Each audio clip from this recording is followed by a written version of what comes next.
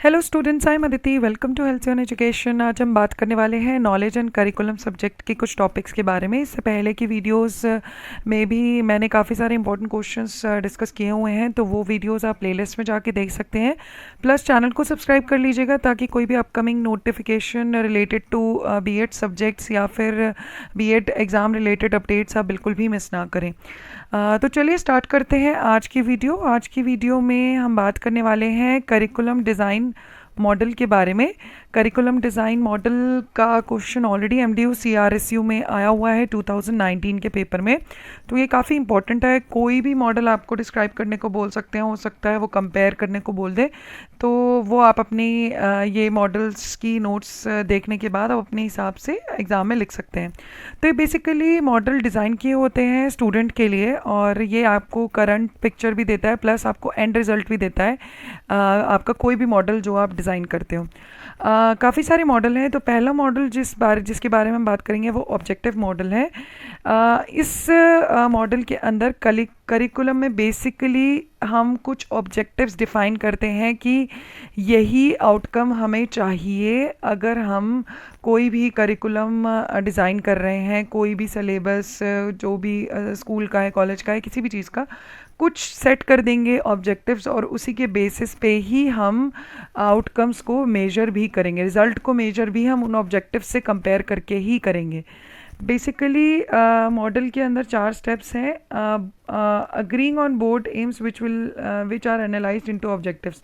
तो ऐसे एम हम पहले एनालाइज करते हैं कि ऑब्जेक्टिव बनाने कौन से हैं, ऑब्जेक्टिव क्या हमें अचीव करने हैं, क्या बनाने हैं, वो सबसे बड़ा एम है, उस पर अग्री सबको होना चाहिए। और कंस्ट्रक्ट करना करिकुलम को इस तरीके से ताकि जो भी ऑब्जेक्टिव आपने बनाए हैं वो आप अचीव कर पाएँ। फिर रिफ़ाइन करना उसी करिकुलम को, उसकी टेस्टिंग कैपेसिटी को, कि वो मॉडल की जो ऑब्जेक्टिव्स आपने डिफ़ाइन किए हैं वो अचीव हो भी सकते हैं या नहीं हो सकते, तो वो भी आपको प्रैक्टिस से टेस्ट थोड़ा करना पड़ेगा। बाकी कम्युनिकेट करना करिकुलम को टीचर्स से, और एक उन टीचर्स के थ्रू अपने करिकुलम में जो भी आपने ऑब्जेक्टिव सेट करे हैं उन्हें अपने करिकुलम में अप्लाई करना, बच्चों तक पहुंचाना। तो बेसिक 4 स्टेप्स इस मॉडल के अंदर यही होते हैं। अब बात करते हैं प्रोसेस मॉडल की। प्रोसेस मॉडल बेसिकली ऑब्जेक्टिव्स के बारे में बात नहीं करता, इतना इंपॉर्टेंस उसको नहीं देता। इसमें कंटेंट की वैल्यू दी जाती है, तो वो ऑब्जेक्टिव की अगर अचीवमेंट हो गई तो उसके बेसिस पे आपकी जजमेंट नहीं होगी। कंटेंट के अंदर आपका प्रोसीजर हो सकता है, कॉन्सेप्ट हो सकता है, या क्राइटेरिया हो सकता है करिकुलम का। तो ऑब्जेक्टिव्स कुछ भी हो या इतनी ज़्यादा उसको इंपॉर्टेंस नहीं दी जाती, उसके हिसाब से आप मेजर नहीं करते चीज़ें। ट्रांसलेट करना ऑब्जेक्टिव्स को ताकि जो नॉलेज है वो आपको ढंग से मिले। लर्निंग एक्टिविटीज़ की सबकी अपनी कोई ना कोई वैल्यू है, और वो अपने स्टैंडर्ड से ही कंपेयर किए जाते हैं, ऑब्जेक्टिव्स के बेसिस पे कंपेयर नहीं होते। अब बात करते हैं टेलर मॉडल की। टेलर मॉडल के अंदर कुछ स्टेप्स हैं। पहला स्टेप्स है ऑब्जेक्टिव्स उसमें डिफाइन करना, फिर सेलेक्ट करना लर्निंग एक्सपीरियंस की लर्निंग कैसे होगी, फिर उसकी ऑर्गेनाइजेशन, और फिर इवैल्यूएशन। ये एक तरह का लीनियर मॉडल है नेचर में, जो ऑब्जेक्टिव से ही स्टार्ट होगा और एंड होगा इवैल्यूएशन पर ही। इवैल्यूएशन इसका एंड पॉइंट है, ये आप हमेशा याद रखिएगा। इसके बाद क्या, इवैल्यूएट करने के बाद, रिजल्ट आने के बाद हम कुछ भी नहीं करेंगे इस मॉडल के अंदर, कोई इंप्रूवमेंट का स्कोप नहीं है, कोई फीडबैक नहीं है, कुछ नहीं है, बस इवैल्यूएशन हो गई, वही टर्मिनल है। टर्मिनल मीन्स एंड पॉइंट है। ऑब्जेक्टिव्स आपके लर्निंग एक्सपीरियंस के बेसिस पे ही बनाए जाते हैं, और इसी के बेसिस पे आपकी असेसमेंट होती है करिकुलम की। तो ऑब्जेक्टिव के बेसिस पे ही आप जज कर रहे हो। और ऑब्जेक्टिव्स जो हैं वो कंटेम्प्रेरी लाइफ लर्नर से और सब्जेक्ट जो स्पेशलिस्ट हैं उन लोगों से ही हम डिराइव करते हैं। तो इवैल्यूएशन कैसे मैच करोगे इसमें, जो आपका इनिशियल पॉइंट था ऑब्जेक्टिव से आप कंपेयर करोगे, जो इनिशियल आपकी एक्सपेक्टेशन थी कि इस मॉडल को फॉलो करने के बाद बच्चे के अंदर ये चेंजेस आने चाहिए, उसी से ही उन्हीं ऑब्जेक्टिव से आप कंपेयर करोगे अपने आउटकम्स को। ठीक है, अब बात करते हैं व्हीलर मॉडल की। व्हीलर मॉडल जो है वो टेलर मॉडल की इम्प्रूवमेंट है। ये टेलर मॉडल जैसे लीनियर था, ये लीनियर नहीं है, ये सिलेंड्रिकल मॉडल है और इसमें इवैल्यूएशन जो है वो एंड पॉइंट नहीं है। तो अगर आपको कोई कंपेयर करने को बोले तो आप कंपेयर भी कर सकते हो इन दोनों मॉडल्स को। और इसमें इवैल्यूएशन के बाद हम फीडबैक देते हैं गोल्स एंड ऑब्जेक्टिव्स का, जो कि बाकी स्टेजेस को भी अफेक्ट करता है। तो एक तरह से इवैल्यूएशन हो गई, जो भी रिजल्ट आया उसके बेसिस पे जो भी इन्फ्रेंस निकला वो हम वापस फीडबैक देंगे उसका, ताकि गोल्स एंड ऑब्जेक्टिव्स में जो चेंजेस रिक्वायर्ड हैं वो ज़रूर करें और बाकी स्टेजेस में भी जो चेंजेस रिक्वायर्ड है वो ज़रूर हो।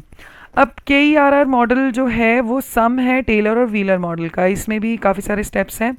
ऑब्जेक्टिव सबसे पहला, फिर नॉलेज, फिर इवैल्यूएशन, फिर स्कूल लर्निंग एक्सपीरियंस।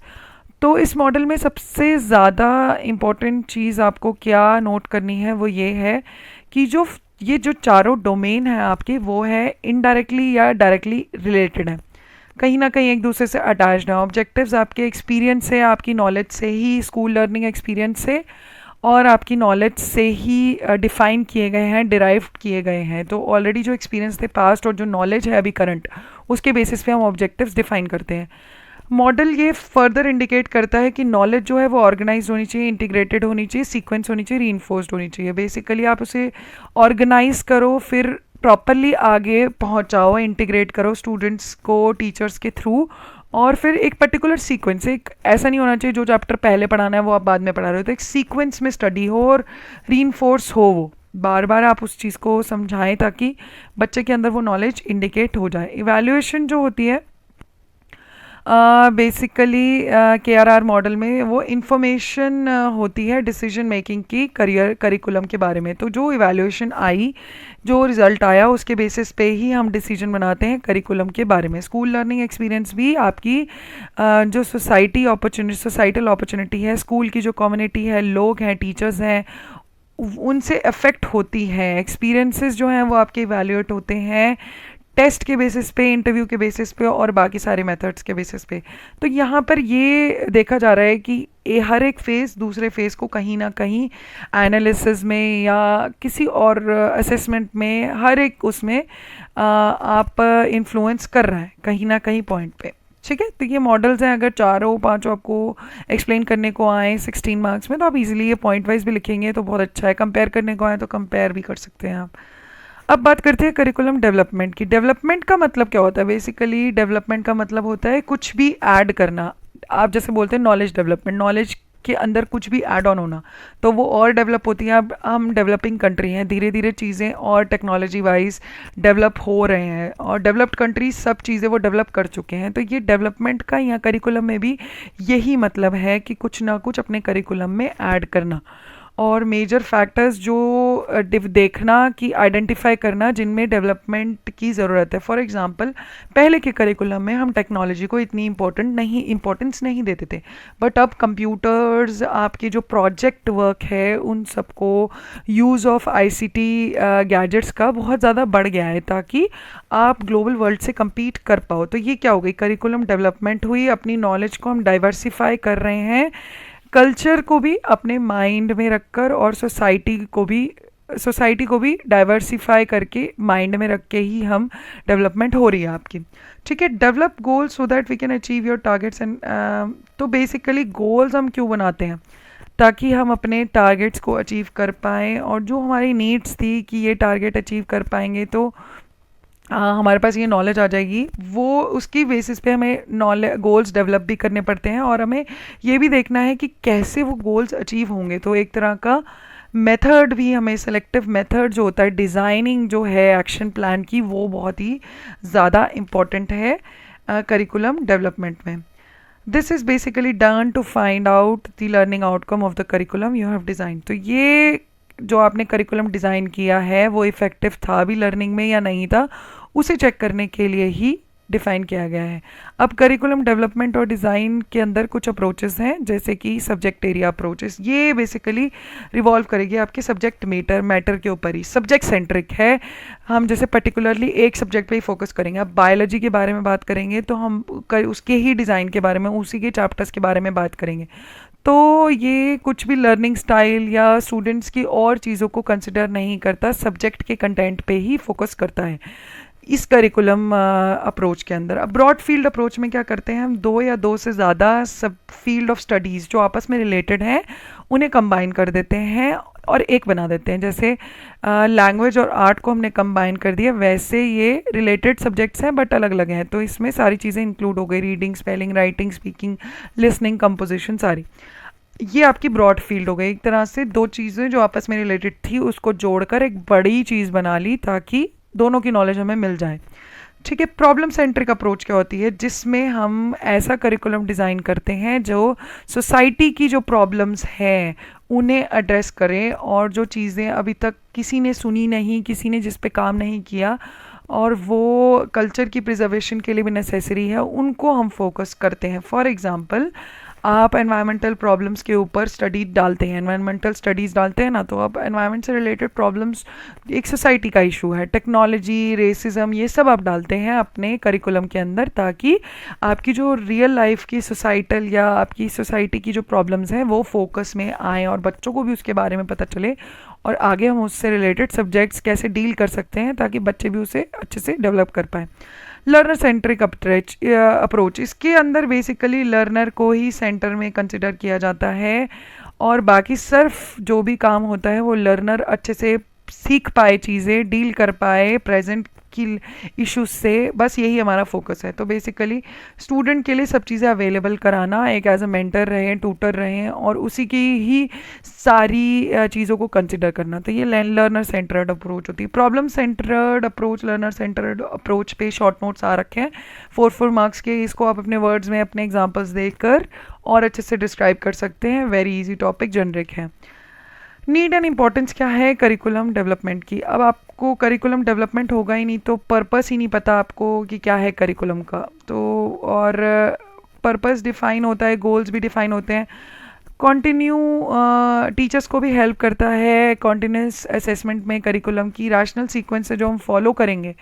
अगर डेवलपमेंट नहीं होगी तो कैसे होगा। मेथड भी इसमें वैल्यूएशन का हमने डाला होता है। आपकी करिकुलम डेवलपमेंट में नए नए मेथड्स भी आते हैं एवेलुएट करने के लिए।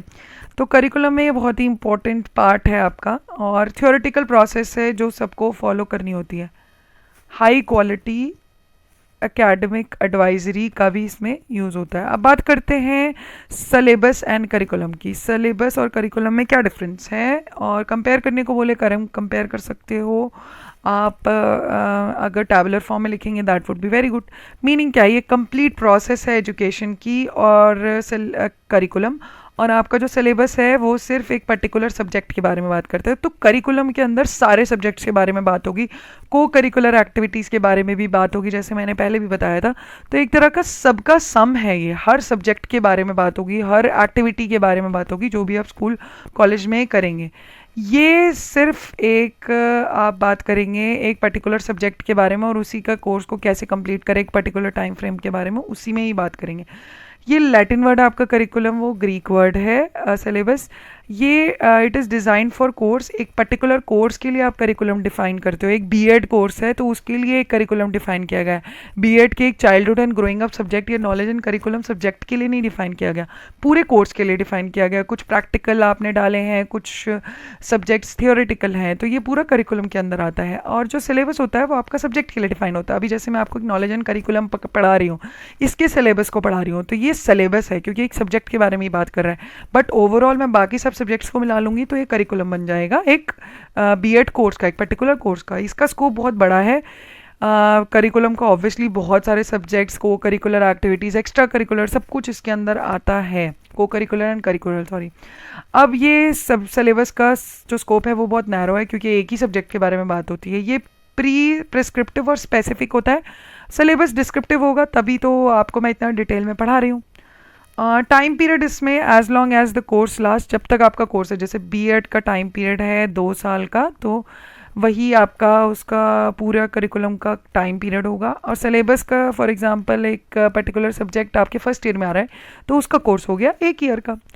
ये पूरी फोकस करता है डेवलपमेंट के लिए, और ये सिर्फ इंटेलेक्चुअल डेवलपमेंट में, कॉग्निटिव डेवलपमेंट में ही फोकस करता है सिलेबस आपका। और डेवलपमेंट ऑफ अ चाइल्ड, पूरी डेवलपमेंट में करिकुलम फोकस करता है। तो आज की इस वीडियो में हम बस इतना ही बात करने वाले हैं। इस अगर कोई भी आपको कोई भी क्वेरी हो आप कमेंट में पूछ सकते हैं। वीडियो अच्छी लगे तो आप अपने फ्रेंड्स के साथ शेयर कर सकते हैं, इसे लाइक कर सकते हैं। चैनल को सब्सक्राइब करके बेल आइकन को प्रेस कर लीजिए ताकि अपकमिंग नोटिफिकेशंस बिल्कुल भी मिस ना करें।